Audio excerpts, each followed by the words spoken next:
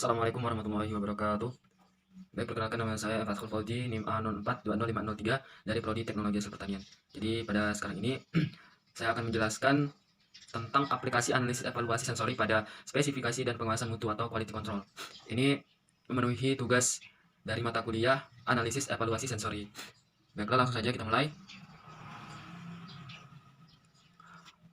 Jadi kita akan berbicara mengenai pangan. Seperti yang dimaksud dalam peraturan pemerintah nomor 28 tahun 2004 tentang keamanan, mutu dan gizi pangan adalah segala sesuatu yang berasal dari sumber nabat, hayati dan air, baik yang diolah maupun yang tidak diolah, yang diperuntukkan sebagai takaran atau minuman bagi konsumsi manusia, termasuk bahan tambahan pangan, bahan baku pangan, dan bahan lain yang digunakan dalam proses penyiapan, pengolahan, atau pembuatan makanan atau minuman.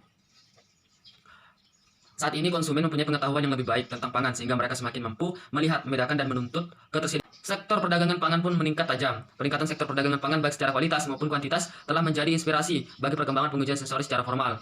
Seorang konsumen berharap bahwa produk pangan yang mereka bayar mempunyai mutu yang baik dan layak dikonsumsi. Sebagai contoh, saat pembeli mencicipi sepotong mangga yang manis di pasar tradisional, maka dia berharap hal tersebut mewakili sebanyak mungkin mangga yang akan dibelinya. Sedangkan dari sudut pandang yang lain, seorang penjual akan menentukan harga produk berdasarkan mutunya. Evaluasi sensori berkembang dengan pesat mengikuti keinginan manusia untuk memenuhi kebutuhannya atau pangan akan pangan. Berdasarkan perspektif penelitian yang dilakukan di Amerika Serikat tentang konsumen pangan di era abad 21, elastisitas permintaan konsumen terhadap pangan sangat dipengaruhi oleh faktor rasa. Konsumen menginginkan pangan dengan kriteria sensori tertentu, terutama rasa yang enak sebagai faktor utama. Oleh karena itu, pengembangan produk-produk pangan harus dilakukan untuk memenuhi keinginan tersebut. Pengembangan ini tidak bisa lepas dari pegangan evaluasi sensori agar dapat dihasilkan produk pangan dengan karakteristik sensori yang optimal. Jadi, adanya evaluasi sensori pada pangan ini sangat membantu karena bisa dengan detail membuat suatu pengakuan bahwa misalkan rasa makanan ini seperti ini, apalagi namanya, rasanya seperti ini, teksturnya seperti ini, warnanya seperti ini, bisa dijelaskan secara real atau secara benar.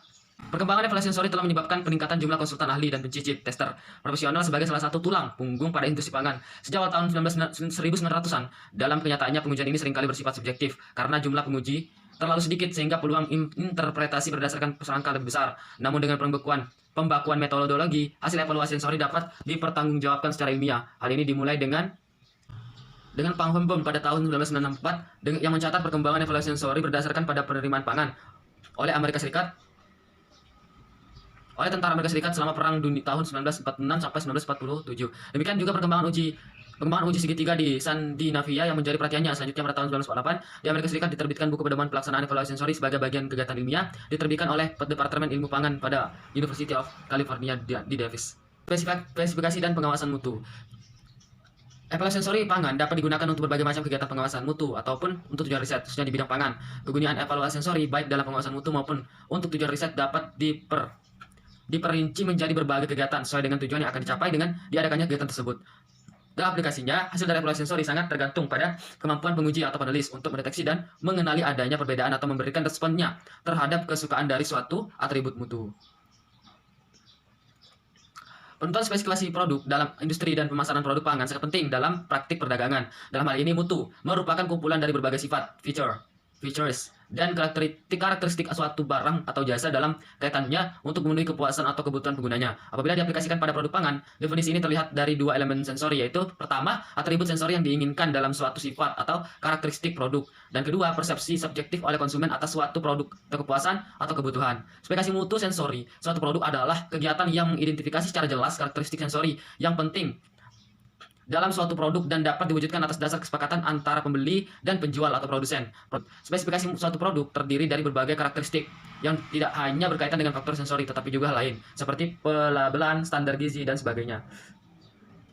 5 parameter mutu yang berkaitan dengan faktor sensori adalah penampakan atau warna, cita rasa dan aroma atau bau, tekstur, ukuran, dan bebas dari kecacatan. Penentuan tujuan analisis evaluasi sensori pada spesifikasi dan pengawasan mutu.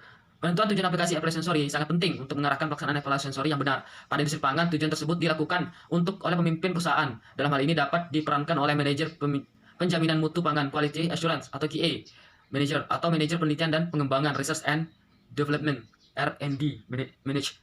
Tergantung di bagian mana evaluasi sensori akan dilaksanakan. Untuk dapat menentukan tujuan aplikasi sensori, beberapa pertanyaan pembantu berikut ini dapat dijawab.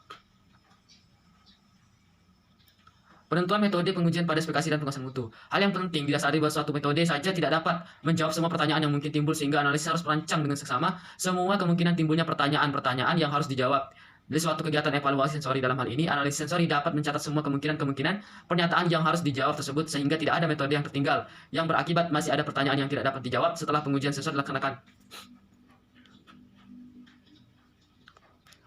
Penanganan sampel. Selama tahap persiapan, sensori harus mengidentifikasi semua atribut sensori yang akan diamati untuk setiap sampel yang akan diuji. Selain itu, jenis sampel yang akan digunakan untuk evaluasi sensor ini perlu diidentifikasi. Jadi dicek dulu apakah ini cocok untuk dijadikan sebagai sampel. Hal ini dilakukan agar dapat mengurangi bias hasil evaluasi sensori yang disebabkan karena penanganan sampel yang tidak tepat. Sebagai contoh, apabila hendak melaksanakan pengujian pembedaan terhadap cita rasa, jangan sampai penampakan sampel seperti warna atau ketebalan mempengaruhi respon.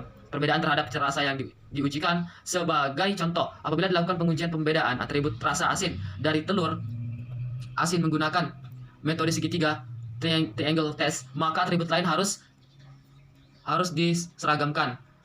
Pemberian sampel telur asin dengan warna yang tidak seragam, misalnya warna kuning telur yang tidak sama, dapat menimbulkan bias. Panelis akan terpengaruh untuk memilih produk yang beda rasa asinnya hanya dari segi warna kuning telur dan mengabaikan rasa asin yang mungkin sama. Demikian juga misalnya pada saat dilakukan pengujian untuk membedakan kemanisan sukrosa dibandingkan kemanisan aspartam. Apabila sampel sirup yang digunakan mempunyai warna yang berbeda, maka panelis dapat terpengaruh oleh warna tersebut. Jadi sebaiknya dalam hal yang demikian, sampel disajikan dalam wadah yang gelap yang akan menyamarkan warna sampel yang diuji. Perancangan pengujian. Tahap selanjutnya harus merancang pengujian. Hal ini dimulai dengan pemilihan metode pengujian yang akan digunakan, seleksi dan pelatihan penulis, perancangan daftar pertanyaan dan dalam kuesioner, penentuan secara spesifik kriteria untuk penyiapan sampel, dan penentuan cara analisis data. Semua itu harus dilakukan secara hati-hati. Untuk setiap langkah yang dilakukan sebagai pegangan, desain rancangan harus mengacu pada kaidah-kaidah statistika. Hal ini untuk memastikan bahwa evaluasi sensori yang akan dilaksanakan paling sesuai untuk mencapai tujuan dari diadakannya evaluasi sensori tersebut. Analisis data. Proses analisis data harus ditentukan pada saat merancang pengujian. Perancangan untuk menganalisis data memerlukan keahlian dan program statistik. Analisis data sebaiknya dilakukan segera mungkin. Setelah pengujian selesai dilakukan, data tersebut harus dianalisis dengan mempertimbangkan tujuan dilakukannya evaluasi sensori. Jadi analisis data ini penting, tetapi harus dilakukan oleh orang yang memang berkompeten di bidang tersebut. Kesimpulan, evaluasi sensori telah dikenal sejak dahulu kala. Manusia menggunakan sensorinya untuk menentukan bahan-bahan yang bermanfaat atau yang membahayakan bagi tubuhnya, terutama yang menggunakan indera penciumannya. Permintaan konsumen terhadap pangan sangat dipengaruhi oleh faktor rasa, dan hal ini telah dibuktikan melalui suatu penelitian di Amerika Serikat. Evaluasi sensori merupakan kegiatan ilmiah karena telah dilakukan pembakuan dari metode-metode yang digunakan dalam evaluasi sensori. Pembakuan ini dilakukan mulai sekitar tahun 1964 di Amerika Serikat. Dengan evaluasi sensori, keunggulan dari suatu komoditas dapat ditetapkan. Evaluasi sensori digunakan dalam bidang pengendalian mutu, pengembangan produk, dan riset. Selain diaplikasikan untuk melihat karakter untuk evaluasi sensori produk pangan, ilmu ini juga digunakan pada bidang lingkungan, higien produk, diagnosis penyakit, pengujian kimia, dan sebagainya. Mungkin cukup sekian yang bisa saya jelaskan pada materi kali ini. Semoga bisa dipahami. Terima kasih buat yang sudah menonton. Saya akhiri, wassalamualaikum warahmatullahi wabarakatuh.